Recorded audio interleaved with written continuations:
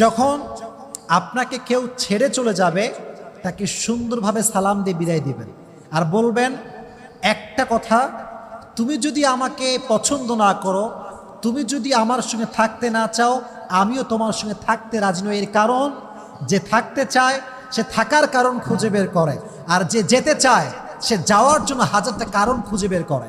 যে আমি সেদিকে একটা কথা শুনছিলাম, মারাত্মক কথা, जो मेरा नहीं मैं भी उसका नहीं, अगर आप मेरा होना नहीं चाहते तो मैं भी आपका होना नहीं चाहता। কথা ঠিক কিনা বলেন যুবক ভাইরা?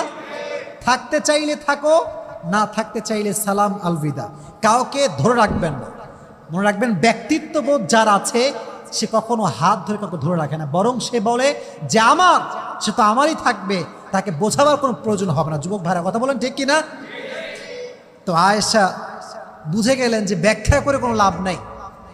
আল্লাহ যদি আমাকে সঠিক জানে, দুনিয়ার কে কি ভাবলো আই ডোন্ট